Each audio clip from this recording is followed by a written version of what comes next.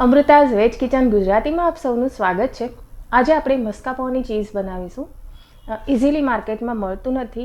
Italian cheese છે. આનાથી તમે ડેઝર્ટ બનાવી શકો છો. ઇટાલિયન ડેઝર્ટ આપણે ફ્રૂટ સલાડ બનાવી તેમાં એડ કરી શકો છો. બ્રેડ ઉપર સ્પ્રેડ કરીને પણ ખાઈ શકો છો અને ખૂબ જ ઇઝી છે. ખાલી 2 ઇન્ગ્રેડિયન્ટ્સથી બની જાય છે. તો ચાલો જોઈએ મસ્કાપોની ચીઝ કઈ રીતે બને છે.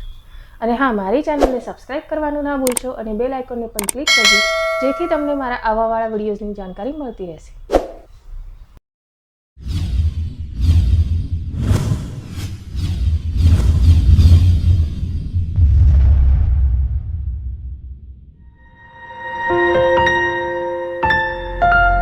મસ્કાપોની ચીઝ બનાવવા માટે આપણે અહીંયા ફ્રેશ ક્રીમ લઈશું. અમૂલનું ફ્રેશ ક્રીમ છે 450 ગ્રામ અને 2 મોટી સાઇઝના લીંબુનો રસ છે. બસ 2 ઇન્ગ્રેડિયન્ટમાં મસ્કાપોની ચીઝ બની જાય છે. હવે આપણે આ ક્રીમને ઉકાળવાનું છે. તો આ ક્રીમને આપણે સતત હલાવતા રહીને ઉકાળીશું, જેથી તે નીચે દાજી ના જાય. ક્રીમ દાજી જશે તો ચીઝનો ટેસ્ટ ખૂબ જ ખરાબ આવશે. આ ઇટાલિયન ચીઝ કહેવાય. મસ્કાપોની ચીઝ એટલે ઇટાલિયન ચીઝ છે અને ઇટાલિયન મીઠાઈઓમાં વાપરવામાં આવે છે. અને આ માર્કેટમાં ખૂબ જ મોંઘું મળે છે. ઘણી જગ્યાએ મળતું જ નથી હોતું, પણ મળે તો ખૂબ મોંઘું મળે છે. અને ઘરે આ સહેલાઈથી 2 જ ઇન્ગ્રેડિયન્ટમાં બની જાય છે. તો હવે આને સરસ ઉકળવા દઈશું.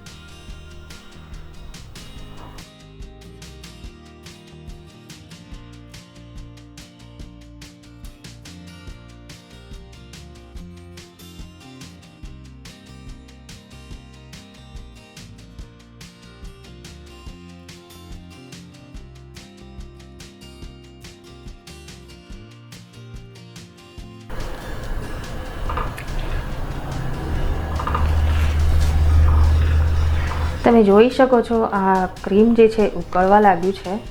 તો આપણે ગેસ બંધ કરી દઈશું. હવે તેમાં લીંબુનો રસ નાખીશું.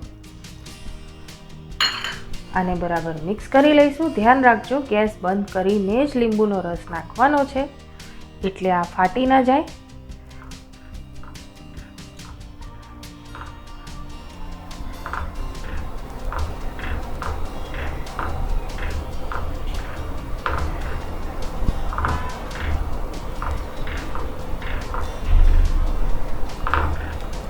સરસ મિક્સ થઈ ગયું છે. હવે ફરીથી ગેસ ચાલુ કરીશું અને આને થોડું ઉકાળીશું.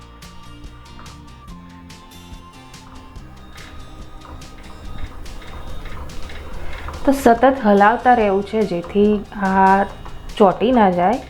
એટલે એનું ધ્યાન રાખવાનું છે કે સતત હલાવતા રહેવાનું છે. બહુ ટાઈમ જતો નથી. બસ 5 જ મિનિટ થયા છે. પહેલાં ઉકાળીને પછી લીંબુનો રસ નાખ્યો એટલામાં 5 જ મિનિટ થયા છે. હવે હજુ થોડુંક આને ઉકાળીશું, પછી આને કાઢી લેવાનું છે. બસ આમાં કંઈ જ મુશ્કેલ રેસીપી છે નહીં. અને આ જે મસ્કાપોની ચીઝ છે, આ તમે કોઈ ફ્રૂટ કસ્ટર્ડ બનાવો કે ફ્રૂટ સલાડ બનાવો, એમાં પણ યુઝ કરી શકો છો. ખૂબ જ ટેસ્ટી લાગે છે. એકદમ ફ્લફી ક્રીમ બને છે આનાથી. ટેસ્ટી લાગે છે. આને તમે પિઝા બનાવતી વખતે સ્પ્રેડ કરો, બ્રેડ ઉપર સ્પ્રેડ કરીને ખાઓ તો પણ ચાલે.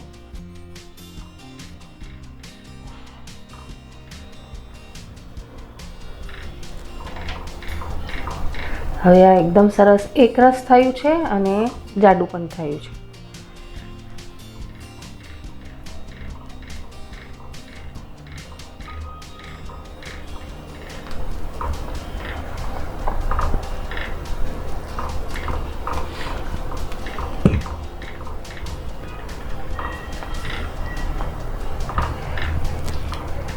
એટલું ધ્યાન રાખવાનું કે લીંબુ નાખ્યા પછી આ ફાટી ના જવું જોઈએ. તે માટે ગેસ બંધ કરવાનું. લીંબુના રસ નાખતી વખતે ગેસ બંધ કરવાનું ભૂલશો નહીં. હવે આ તૈયાર છે, તો આપણે ગેસ બંધ કરી દઈશું અને આને કાઢી લેવાનું. કાઢવાનું કઈ રીતે છે તે પણ હું બતાવીશ. હવે ક્રીમને કાઢવા માટે અહીંયા એક તપેલું લીધું છે. એમાં ગળી મૂકવાની છે અને તેમાં કપડું મૂકવાનું છે. જેમાં આપણે શ્રીખંડ બનાવીએ છીએ એવું પતલું ગળણી જેવું કપડું મૂકવાનું છે અને આની અંદર ક્રીમ કાઢી લેવાનું છે.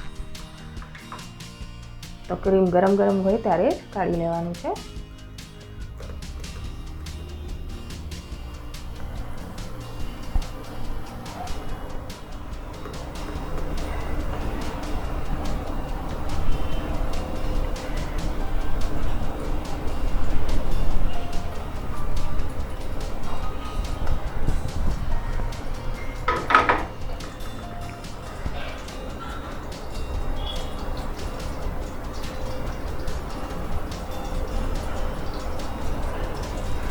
આમાંથી પાણી નીચે પડવા લાગ્યું છે.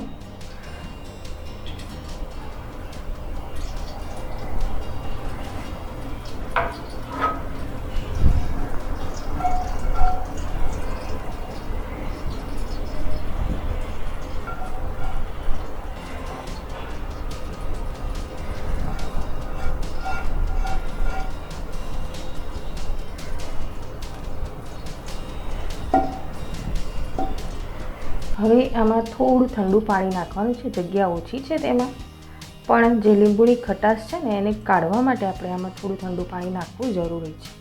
તો હું ધીરે ધીરે નાખીશ. મારી ગળણી નાની છે અને ક્રીમની ક્વોન્ટિટી થોડી વધારે છે.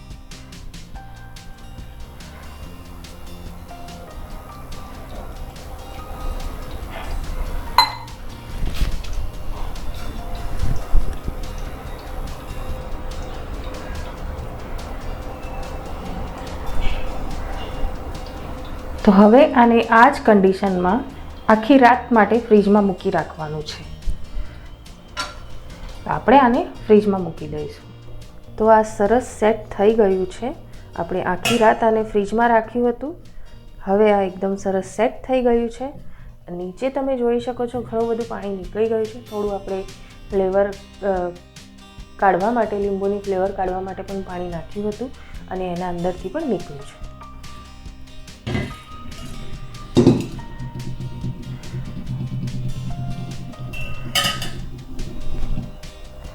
તો હવે આપણે આને કાઢી લઈશું.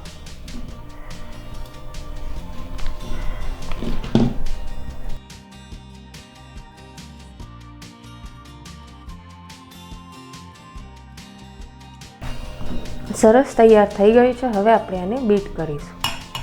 તો હવે આપણે આને બીટ કરીશું. સ્ટાર્ટિંગમાં આપણે સ્લો રાખીશું સ્પીડ.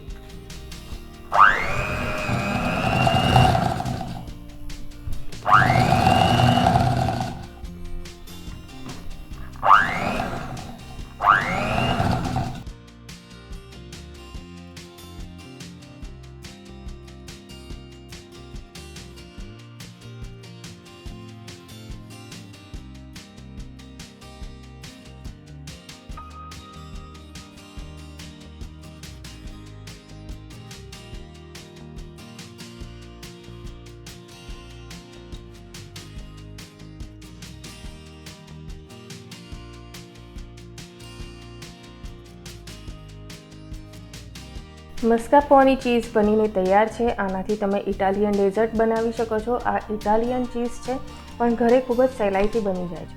અને જો ઇન્ડિયન ફૂડમાં યુઝ કરવું હોય તો ફ્રૂટ સલાડ છે, કેક છે, ઘણી બધી એવી મીઠાઈઓ છે જેમાં તમે આને યુઝ કરી શકો છો. અત્યારે આમાં કોઈ શુગર કે શુગર ફ્રી કશું જ એડ નથી કરેલું. તો તમે તમારા હિસાબથી આમાં શુગર અથવા શુગર ફ્રી પાવડર એડ કરીને ગમે તે ડેઝર્ટ બનાવી શકો છો. તો તમે પણ બનાવો અને મને જણાવો તમને મારી આ રેસીપી કેવી લાગી. ધન્યવાદ.